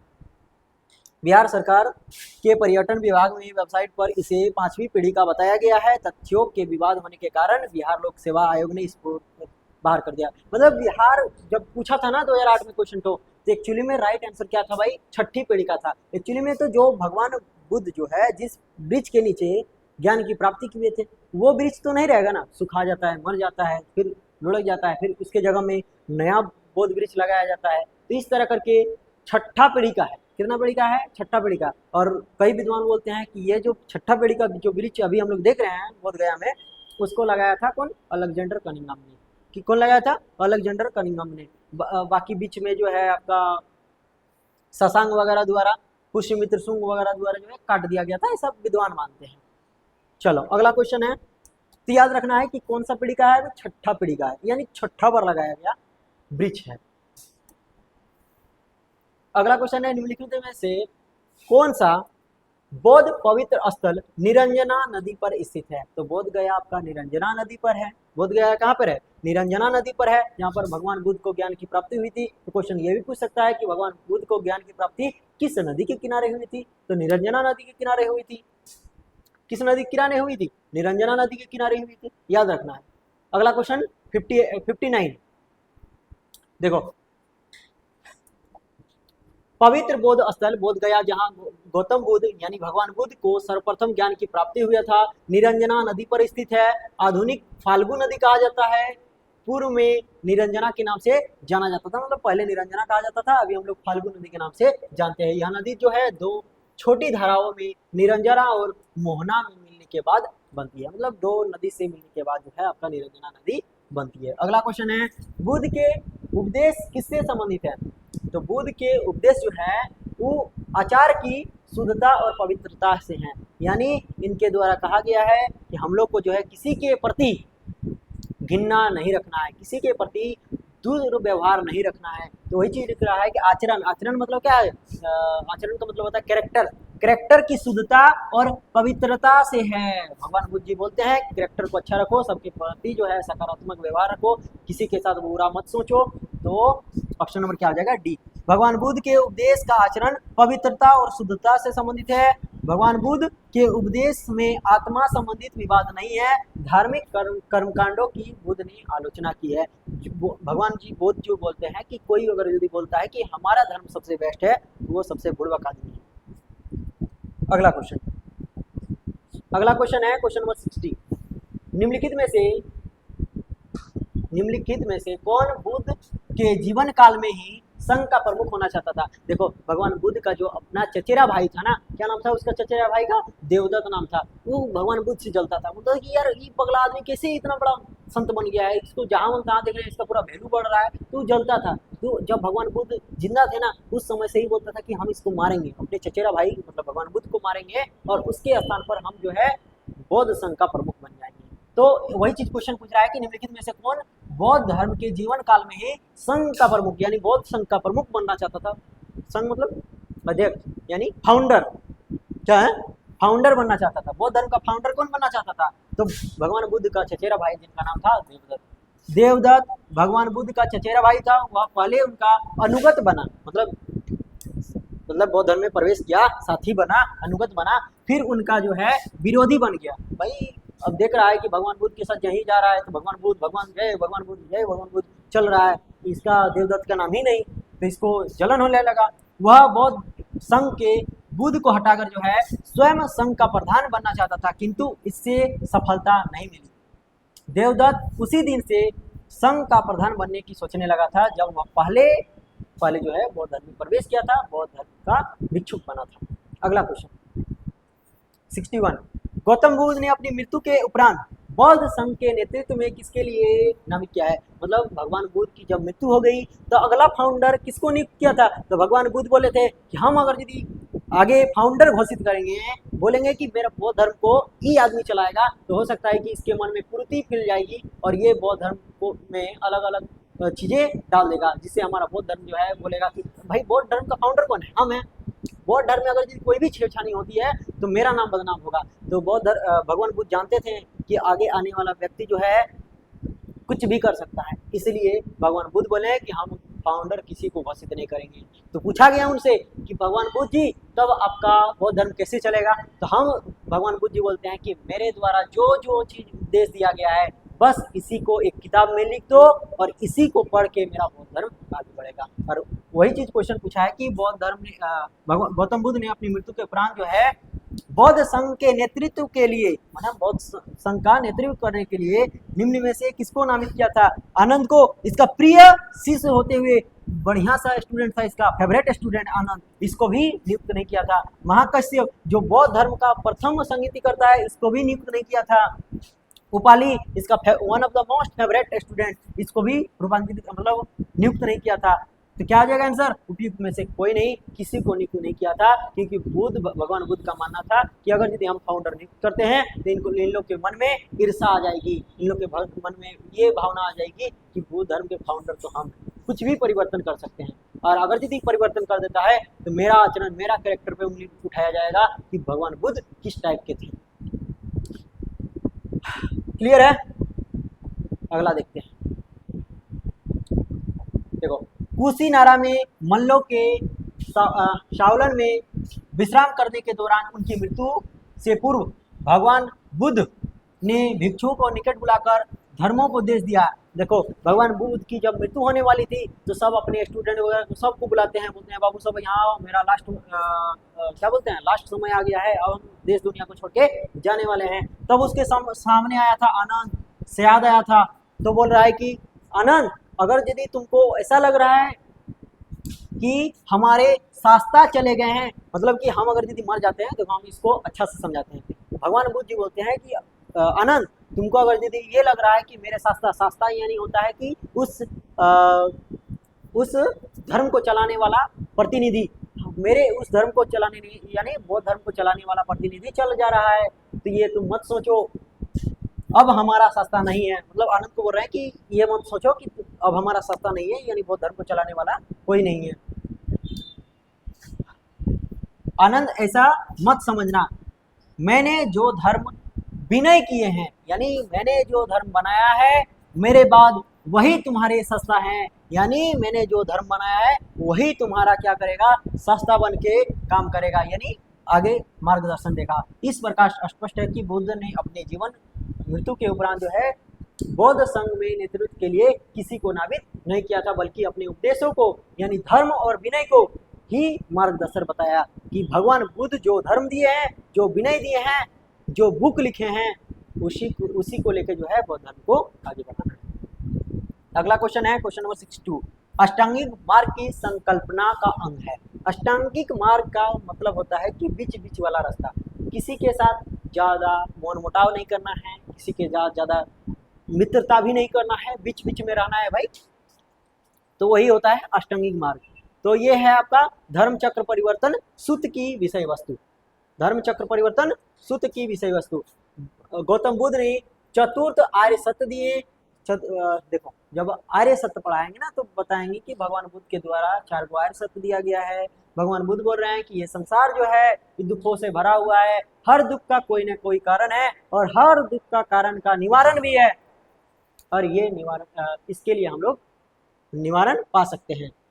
वही चीज लिखा है, गौतम बुद्ध ने चतुर्थ आर्य सत्य दिए, दुख निरोध का उपाय बताया, इसे दुख निरोधगामी प्रतिपादा कहा जाता है। इसमें के माध्यम से प्रतिपादा या फिर मध्यम मार्ग बोले ना, बीच वाला मार्ग, इस माध्यम से प्रतिपादा में 8 सोपान है, इसलिए अष्टांगिक मार्ग कहा गया। मतलब 8 को विधि बताया, बीच वाला 8 को रास्ता बताया, जिसको हम लोग अष्टांगिक मार्ग के नाम से जानते हैं। ये 8 सोपान है, मतलब 8 बात है कि सम्यक दृष्टि सबके प्रति में हम लोग को जो है सम्यक दृष्टि यानी सकारात्मक दृष्टि रखना है, अच्छी दृष्टि रखना है। उसके बाद सम्यक संकल्प, सबके लिए हम लोग को क्या करना है, सम्यक संकल्प रखना है। सम्यक वाक, सबके लिए हम लोग को सकारात्मक वाक्य बोलना है। सकारात्मक जो है कर्मकात करना है, मतलब कर्म करना है। उसके बाद बताते हैं कि सम्यक आजीव, आजीव के बारे में बताते हैं, फिर सम्यक व्यायाम और सम्यक स्मृति और सम्यक समाधि रखना है। ये होता है 8 अष्टांगिक मार्ग। अष्टांगिक मार्ग धर्म चक्र परिवर्तन सूत्र की विषय वस्तु अंग है। मतलब किसी के जीवन को चेंज करने की विशेष वस्तु क्या है? यही अष्टांगिक मार्ग है कि किसी के प्रति जो है सकारात्मक सोच रखना है। सकारात्मक क्या है? सकारात्मक सोच रखना है, सकारात्मक कल्पना करना है, सकारात्मक बातें बोलना है, सकारात्मक कामकाज करना है, सकारात्मक आजीव बनना है, सकारात्मक जो है व्यायाम करना है, सकारात्मक स्मृति रखना है और लास्ट में सकारात्मक समाधि। अगला क्वेश्चन है, बौद्ध धर्म के अनुसार संसार का कारण है, संस्कार का कारण है। देखो संस्कार का कारण है आपका अविदा का, क्या है? बौद्ध धर्म के अनुसार जो है संस्कार का कारण क्या है? अविदा। क्या है? अविदा। अविदा का अर्थ होता है अज्ञान या वास्तविक रूप में ज्ञान ना होना, यानी जिसके पास ज्ञान नहीं है वो क्या है भाई? वो क्या है? अविदा है, यानी संस्कार का कारण हो जाता है। अविदा ही सभी दुखों का कारण है। क्लियर है? आगे देखते हैं। आगे 64 गौतम बुद्ध के बारे में निम्नलिखित में से क्या सत्य है? गौतम बुद्ध के बारे में निम्नलिखित में से क्या सत्य है? देखो वे कर्म में विश्वास करते थे। हाँ ठीक है, करते थे, क्या दिक्कत है? कर्म में विश्वास करते हैं, कर्म करेगा तो फल मिलेगा, ये भगवान बुद्ध भी मानते थे, तो ठीक है, 1 नंबर ठीक है। यानी एक जिसमें है वो आंसर होगा। एक इसमें है, इसमें भी है, इसमें भी है, और देखो यहाँ पे बोल रहा है कि सभी 4, मतलब एक यहाँ पे भी होगा, 1 होगा, 2 होगा, 3 होगा, 4 होगा, इस तरह है ना। उसके बाद आत्मा का शरीर में परिवर्तन मानते थे। देखो भगवान बुद्ध कभी भी आत्मा का शरीर में परिवर्तन को नहीं मानते, यानी 2 जहाँ जहाँ है वो गलत हो जाएगा, तो 2 यहाँ है गलत हो जाएगा, यहाँ है गलत हो जाएगा, इधर है गलत हो जाएगा, ऑप्शन में क्या हो जाएगा? सी हो जाएगा राइट आंसर। लेकिन यहाँ तो और भी ऑप्शन दिया है ना, तो और भी ऑप्शन के साथ जाते हैं। निर्माण प्राप्त में विश्वास रखते थे। हाँ बिल्कुल रखते थे भाई, तो 3 भी सही है, तो ऑप्शन तो है नहीं, 1 और 3 होना चाहिए, 1 और 3 होना चाहिए, तो नहीं है, तो ऑप्शन नंबर हम लोग सी के साथ अभी जाएंगे। लेकिन इस क्वेश्चन को जो है यूपीपीसीएस द्वारा 1992 में पूछा गया था, जो विकल्प में था ये, तो यूपीपीसीएस क्या क्या होगा? इस क्वेश्चन को ड्रॉप कर दिया होगा, उन लोग का फेवरेट ड्रॉप कर दिया जाए। महात्मा बुद्ध कर्म सिद्धांत में जो है विश्वास करते थे। वे आत्मा में विश्वास ना करते हुए पुनर्जीवन में विश्वास करते थे, यानी पुनर्जीवन को मानते थे, पुनर्जन्म को मानते थे। बुद्ध के अनुसार चेतना यानी कर्म फल का पुनर्जन्म होता है। वे निर्माण प्राप्ति में भी विश्वास रखते थे, निर्माण प्राप्ति में भी क्या करते थे? विश्वास रखते थे, किंतु ईश्वर की सत्ता में विश्वास नहीं रखते थे। ईश्वर की सत्ता में कोई विश्वास नहीं रखते थे। भगवान को तो मानते ही नहीं थे। भगवान बुद्ध को तो भगवान बाद में बोला गया, जब उनका मृत्यु होता है उसके बाद महात्मा बुद्ध बोला जाता था पहले। अगला क्वेश्चन नंबर 65। क्वेश्चन नंबर 65 बोल रहा है कि बौद्ध संघ में भिक्षुनी के रूप में स्त्रियों में प्रवेश की अनुमति बुद्ध द्वारा दी गई थी। कहाँ पर? तो वैशाली में दी गई थी। कहाँ पे? भगवान बुद्ध ने जो है स्त्री को बौद्ध धर्म में प्रवेश वैशाली में दिया था, अपने शिष्य आनंद के कहने पर। किसके कहने पर? आनंदवा के कहने पर जो है भगवान बुद्ध ने वैशाली में स्त्रियों को बौद्ध संघ में भिक्षुनी के रूप में प्रवेश करने की अनुमति प्रदान की थी। बौद्ध संघ में सर्वप्रथम शामिल होने वाली प्रथम स्त्री जो है महाप्रजापति गौतमी थी। ऐसा कहा जाता है कि भगवान बुद्ध की जो मौसी थी, जिन्होंने भगवान बुद्ध को पाला था, पोषा था बचपन में, उन्हीं को भगवान बुद्ध ने जो है प्रथम सबसे पहले बौद्ध धर्म में प्रवेश करवाए थे। क्लियर है? अगला क्वेश्चन है 66 नंबर। त्रिपिटक क्या है? तो त्रिपिटक क्या है? भगवान बुद्ध का उपदेश का संग्रह। क्या है भाई? भगवान बुद्ध के उपदेश का संग्रह। ऑप्शन नंबर डी में है, बुद्ध के उपदेशों का संग्रह। त्रिपिटक बौद्ध ग्रंथ में सर्वाधिक महत्वपूर्ण है। बुद्ध की मृत्यु के बाद उनकी शिक्षाओं को संकलित कर 3 भागों में बांटा गया है। इन्हीं को क्या कहा जाता है? त्रिपिटक कहा जाता है। क्या क्या होता है? विनय पिटक होता है, संघ संबंधित नियम दिया गया है, मतलब संघ में किस तरह करके रहना है उसके बारे में बताया गया है। सबसे बड़ा पिटक होता है, नहीं विनय पिटक ना, विनय मतलब होता है कि संघ में प्रवेश करने संबंधित बातें कही गई है, आचार की शिक्षाई दी गई है। सुप्त पिटक होता है, धार्मिक सिद्धांत के बारे में बताया गया है। और अधिगम पिटक होता है आपका दार्शनिक के बारे में बताया गया है। क्लियर है? सुत पिटक जो होता है ये धार्मिक सिद्धांत के बारे में बताया गया है, यही सबसे बड़ा पिटक हो जाता है आपका सुत पिटक। अधिगम पिटक हो जाता है सबसे छोटा वाला, इसमें सिर्फ दार्शनिक की बात किया गया है। क्या होता है भाई? सिर्फ दार्शनिक की बात किया गया है। नहीं, सबसे छोटा हो जाता है आपका विनय पिटक, इसमें सिर्फ बौद्ध धर्म में किस तरह करके प्रवेश करना है उसके बारे में बताया गया। अगला देखो, त्रिपिटक ग्रंथ किस धर्म से संबंधित है भाई? तो किस धर्म से हो जाएगा? बौद्ध धर्म से। अगला क्वेश्चन है 68, त्रिपिटक किसकी धार्मिक पुस्तक है? हिंदू की है क्या? नहीं, किसकी है? तो बौद्ध की, ऑप्शन नंबर डी। अगला क्वेश्चन है, त्रिपिटक निम्नलिखित में से किससे संबंधित है? किससे है भाई? तो बौद्ध ग्रंथ से है ना। अभी देखें, बौद्ध धर्म की पवित्र पुस्तकों में आता है त्रिपिटक, जिसमें भगवान बुद्ध के उपदेशों को संकलन किया गया है, भगवान बुद्ध के उपदेशों को लिखा गया है ग्रंथ में, त्रिपिटक नाम दिया गया है। 3 गो पिटक है, सुत पिटक, विनय पिटक, अधिगम पिटक। अधिगम पिटक में दार्शनिक की चर्चा की गई है। सुत पिटक में जो है आपका, सुत पिटक में क्या किया गया है? सुत पिटक में जो है आपका धार्मिक सिद्धांत के बारे में बताया गया है। और विनय पिटक में जो है भगवान बौद्ध धर्म में किस तरह का प्रवेश करना है उसके बारे में बताया गया है। ये देख लिए, त्रिपिटक निम्नलिखित में से किससे संबंधित है? बौद्ध से। अगला क्वेश्चन है 70 नंबर, निम्नलिखित में से किस बौद्ध ग्रंथ में संघ जीवन के नियम प्राप्त होते हैं? यानी बताया गया है कि बौद्ध धर्म में, देखो इसको समझाते हैं, निम्नलिखित में से किस बौद्ध ग्रंथ में संघ जीवन के नियम प्राप्त होते हैं? मतलब बौद्ध धर्म में किस तरह करके प्रवेश करना है उसके बारे में बताया गया है। तो किस तरह प्रवेश करना है? विनय करके प्रवेश करना है। क्या करना है? विनय करके प्रवेश करना है, तो विनय पिटक हो जाएगा। अगला क्वेश्चन, एक तरफ दिया है बौद्ध ग्रंथ और एक तरफ दिया है उसका विषय वस्तु। विनय पिटक दिया है, उसके बाद आपका सुत पिटक दिया है, अधिगम पिटक दिया है। तो अभी हम लोग देखें ना भाई कि विनय पिटक क्या कर रहा है कि बौद्ध धर्म में किस तरह करके घुसना है उसके बारे में बताता है।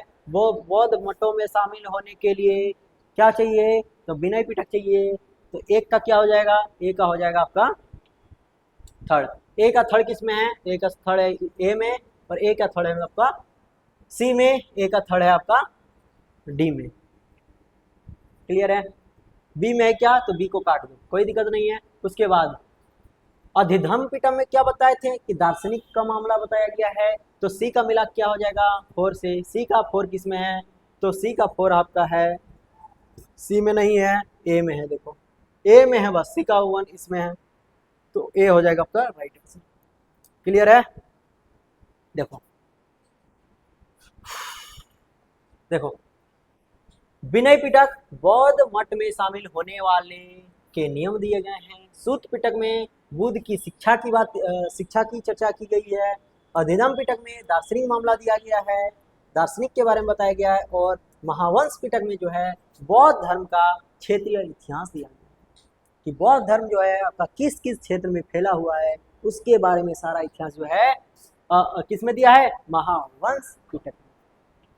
अगला क्वेश्चन है, यमक बुद्ध पिटक किससे संबंधित है? तो ये आपका अधिगम पिटक से हो जाएगा, क्योंकि यामक जो है, यामक बुद्ध जो है ये एक दार्शनिक हुआ करता था। क्या हुआ करता था भाई? दार्शनिक हुआ करता था। अधिगम पिटक में दार्शनिक सिद्धांतों का संग्रह मिलता है।